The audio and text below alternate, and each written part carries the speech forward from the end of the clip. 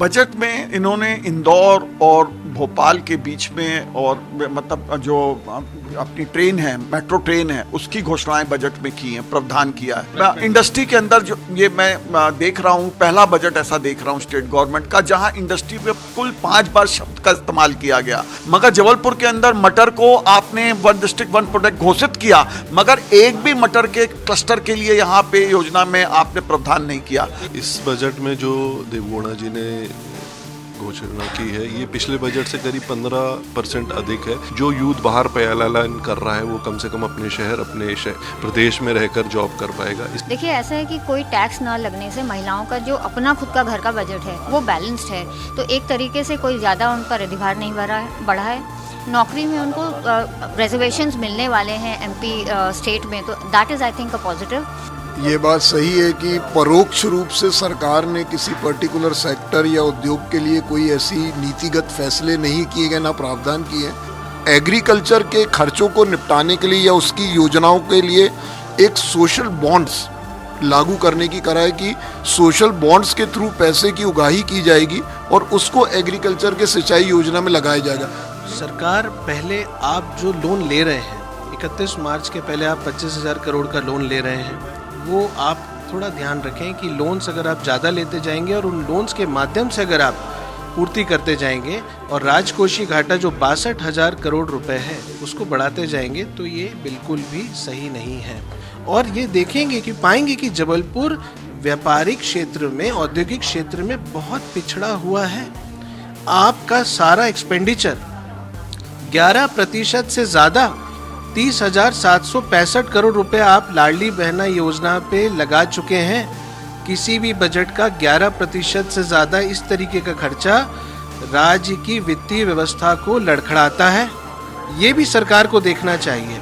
सिर्फ घोषणा कर देने से मुझे नहीं लगता कि वो अपने गोल्स को अचीव कर पाएगी।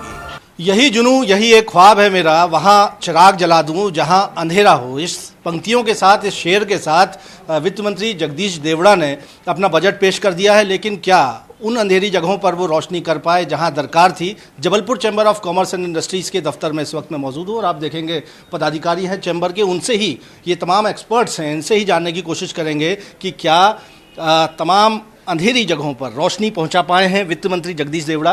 प्रेम दुबे जी, आप क्या कहें? बजट में इन्होंने इंदौर और भोपाल के बीच में और मतलब जो अपनी ट्रेन है, मेट्रो ट्रेन है, उसकी घोषणाएं बजट में की हैं, प्रावधान किया है। जबलपुर की ये सबसे बड़ी उपेक्षा इस संबंध में दिख रही है कि जबलपुर के अंदर कभी कोई भी मेट्रो का अभी तक कोई भी प्रावधान बजट में कहीं शुरुआत भी नहीं की, उसका कोई सर्वे तक के लिए बजट में प्रावधान नहीं किया गया। तो एक तरह से ये बजट मैं देखता हूँ ये सब उज्जैन, इंदौर और उस तरफ भोपाल के लिए बजट बनाया गया, मतलब उस क्षेत्र की इकोनॉमिक डेवलपमेंट के लिए वो सब चीज़ें ध्यान दी गई। और ये उपेक्षा जबलपुर की है कि अगर यहाँ पे मेट्रो जैसी ट्रेन का कुछ भी आगे नहीं बढ़ता। इंडस्ट्री पर फोकस करने की बात है। इंडस्ट्री के अंदर जो ये मैं देख रहा हूँ, पहला बजट ऐसा देख रहा हूँ स्टेट गवर्नमेंट का जहाँ इंडस्ट्री पे कुल 5 बार शब्द का इस्तेमाल किया गया और इतना बड़ा इन्वेस्टर मीट की गई, जिस इन्वेस्टर मीट में आपने तरह तरह की घोषणाएं करी, मगर आज 1 डिस्ट्रिक्ट 1 प्रोडक्ट के लिए आपने आज घोषणा की है। मगर जबलपुर के अंदर मटर को आपने 1 डिस्ट्रिक्ट 1 प्रोडक्ट घोषित किया, मगर एक भी मटर के क्लस्टर के लिए यहाँ पे योजना में आपने प्रावधान नहीं किया। तो ये बहुप्रतीक्षित मांग थी जो पूरी नहीं हुई। व्यापारी वर्ग को क्या मिला? इस बजट में जो देवगौड़ा जी ने घोषणा की है, ये पिछले बजट से करीब 15% अधिक है। इसमें सबसे बड़ी मेन बात यह है कि किसी भी तरीके का कोई टैक्स नहीं लगाया गया है, जिससे व्यापारी वर्ग के अलावा आम जनता को भी इसकी राहत मिली है। इसके अलावा देखा गया है औद्योगिक की, अभी जैसे इन्वेस्टर मीट हुई तो उसमें कई घोषणाएं हुई हैं।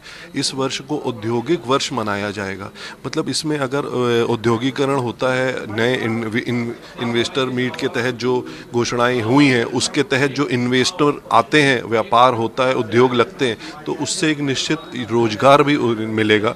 जो यूथ बाहर पलायन कर रहा है वो कम से कम अपने शहर, अपने प्रदेश में रहकर जॉब कर पाएगा। इसके अलावा गौशाला पे 500 करोड़ रुपए का उन्होंने जो एक प्रावधान किया है, ये बहुत एक अच्छी पहल है। जितना पढ़ो उतना आगे बढ़ो, ये 50 बच्चों को विदेश यात्रा पर पढ़ने के लिए भेजेंगे, जो बच्चे अपने खर्च पे नहीं जा पाते उनको ध्यान में रखते हुए जो अच्छा पढ़ेंगे बच्चे उनको विदेश यात्रा पर भेजकर वहाँ पढ़ाया जाएगा उनको, उसका खर्च ये आप मानते हैं कि अच्छे किए गए हैं, आप किस तरह से मानती हैं? धन्यवाद बहुत बहुत। हमारा नाम प्रीति चौधरी है और हम खासकर महिलाओं और यूथ के ऊपर आज बात करना चाहेंगे। देखिए, ऐसा है कि कोई टैक्स ना लगने से महिलाओं का जो अपना खुद का घर का बजट है वो बैलेंस्ड है, तो एक तरीके से कोई ज़्यादा उन पर अधिभार नहीं बढ़ा है। नौकरी में उनको रिजर्वेशंस मिलने वाले हैं एमपी स्टेट में, तो that is I think a positive. और जो है वो उनकी लिंकेजेस जो है अटल पेंशन योजना जैसी एक केंद्रीय स्कीम के साथ होने वाली है, वो अच्छी बात है, एक दूरगामी बात है। पर शॉर्ट टर्म में अगर देखा जाए तो उद्यमिता, नवाचार, इनोवेशन को कोई भी नया प्रावधान नहीं है। इतनी औद्योगिक विकास की बात होती है, उस पर कोई भी ध्यान नहीं दिया गया है। हमारे जबलपुर और खासकर महाकौशल पर कोई भी फोकस नहीं दिया गया है, तो ये थोड़ी सी शॉर्टकमिंग है। आई थिंक बैलेंस करने के चक्कर में और सारे लोगों को खुश करने के चक्कर में हुआ ये है कि किसी भी एक चीज़ पर फोकस ना होकर हर चीज़ों पर थोड़ा थोड़ा फोकस देके सभी को खुश करने की कोशिश की गई है। सबको लुभाने वाला बजट है। लेकिन अनिल अग्रवाल जी, आप आर्थिक मामलों के जानकार हैं, सीए हैं, आप किस तरह से आंकते हैं इस बजट? देखिए, ये बात सही है कि परोक्ष रूप से सरकार ने किसी पर्टिकुलर सेक्टर या उद्योग के लिए कोई ऐसी नीतिगत फैसले नहीं किए गए, ना प्रावधान किए हैं। हालांकि इस बजट में अपरोक्ष रूप से सरकार ने संतुलन बनाने की कोशिश की है। जैसे कि आप पहला प्रावधान देखें, 85,000 करोड़ का पूंजीगत व्यय, जो आज तक का सबसे ज़्यादा पूंजीगत व्यय है, ये अधोसंरचना विकास करेगा, जो कि हमारे मध्य प्रदेश के लिए हितकारी होगा। दूसरा, इनके द्वारा हर जिले में एक जिला सलाहकार समिति का गठन होगा, जो कि उद्योग और शहर के विकास के लिए काम करेगी। तीसरा प्रावधान इसमें देखिए, एग्रीकल्चर के खर्चों को निपटाने के लिए या उसकी योजनाओं के लिए एक सोशल बॉन्ड्स लागू करने की करा है कि सोशल बॉन्ड्स के थ्रू पैसे की उगाही की जाएगी और उसको एग्रीकल्चर के सिंचाई योजना में लगाया जाएगा। तो मुझे लगता है ये कुछ प्रावधान है जिसमें सरकार ने संतुलन करने की कोशिश की है। हालांकि सरकार द्वारा किया गया क्रियान्वयन ही हमारे मध्य प्रदेश की दिशा और दशा तय करेगा। और वित्तीय स्थिति जो मध्य प्रदेश की है, उस लिहाज से आपको लग रहा है, चूंकि नया टैक्स नहीं लगाया हुआ है और लेकिन चुनौती, देखिए, हालांकि राजकोषीय घाटा काफ़ी बड़ा है, लेकिन जो FRBM, जो फिस्कल रिस्पॉन्सिबिलिटी मैनेजमेंट एक्ट है, उसके अंतर्गत केंद्र सरकार का नियम है कि आपको अपने GDP का 5% से कम में वित्तीय घाटा रखना है। सरकार ने 4.66% का वित्तीय घाटा प्रपोज किया है, जो कि FRBM एक्ट में है। लेकिन ये सभी राजकोषीय घाटे या खर्चे या कर्ज तभी महत्वपूर्ण होते हैं, तभी लाभान्वित होते हैं, जब इसका लाभ आम जनता तक ग्राउंड लेवल पे पहुंचे। और हमारी अपेक्षा यही है कि सरकार कम से कम जमीनी स्तर पे इस पर काम करे। तो प्रोविजंस बजट में किए गए हैं, लेकिन एग्जीक्यूशन की भी बात है। अभिषेक ध्यानी जी, आप किस तरह से देख रहे हैं? देखिए, सरकार ने हर वर्ग को लुभाने की कोशिश करी है। सरकार, पहले आप जो लोन ले रहे हैं, 31 मार्च के पहले आप 25,000 करोड़ का लोन ले रहे हैं, वो आप थोड़ा ध्यान रखें कि लोन्स अगर आप ज़्यादा लेते जाएंगे और उन लोन्स के माध्यम से अगर आप पूर्ति करते जाएंगे और राजकोषीय घाटा जो 62,000 करोड़ रुपए है उसको बढ़ाते जाएंगे, तो ये बिल्कुल भी सही नहीं है।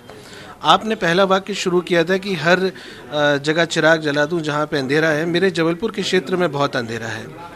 आप यहाँ देखें, जो इंडस्ट्रियल ग्रोथ होनी चाहिए, माँ नर्मदा जी का क्षेत्र है, नेचुरल रिसोर्सेज प्रचुर मात्रा में है। जो रिसोर्सेज इंदौर और भोपाल में भी नहीं है और ग्वालियर में भी नहीं है, वो रिसोर्सेज मेरे जबलपुर में है। पर ऐसा क्या कारण है कि मेरी इंडस्ट्रियल ग्रोथ यहाँ रिस्ट्रिक्ट है? ये क्षेत्र स्पेशल इकोनॉमिक जोन क्यों नहीं बन पाया? इतने आप देखिए, इतने नेता लोग हैं। आप तो जो वित्त मंत्री हैं, वहाँ के प्रभारी मंत्री हैं। अगर वो यहाँ पे इंडस्ट्रियल जो सेक्टर्स हैं उनका विजिट करें और व्यापारियों की परेशानी सुने उनको, और ये देखेंगे कि पाएंगे कि जबलपुर व्यापारिक क्षेत्र में, औद्योगिक क्षेत्र में बहुत पिछड़ा हुआ है। आपका सारा एक्सपेंडिचर 11% से ज़्यादा 30,765 करोड़ रुपए आप लाडली बहना योजना पे लगा चुके हैं। किसी भी बजट का 11% से ज़्यादा इस तरीके का खर्चा राज्य की वित्तीय व्यवस्था को लड़खड़ाता है। ये भी सरकार को देखना चाहिए।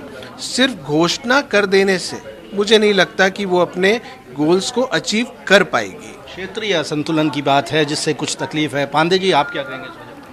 देखिए, मैं तो बार बार अपनी बात में कह रहा हूँ और पिछले कई बजट से कह रहा हूँ कि जबलपुर को लगता है कि सरकारें भी पिछड़ा मान लेती हैं।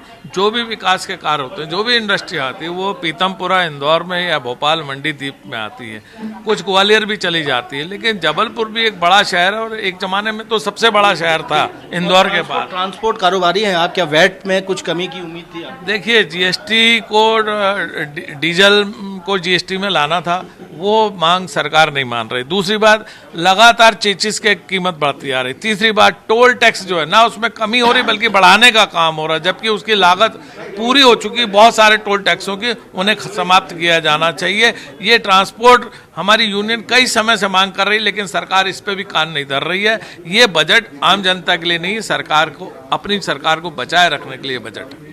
Jabalpur chamber of commerce and industries के पदाधिकारी हैं जो कह रहे हैं कि कई प्रोविजन जो है बजट में अच्छे किए गए हैं, लोग लुभावने हैं, लेकिन फिर भी अगर क्षेत्रीय विकास की बात की जाए, खासतौर पर महाकौशल और जबलपुर के संबंध में बजट ऐलानों की बात की जाए, तो उससे यहाँ का उद्योगपति, यहाँ के व्यापारी कुछ निराश दिखते हैं। कैमरामैन सतीश सराठे के साथ विजेंद्र पांडे, IBC 24, जबलपुर।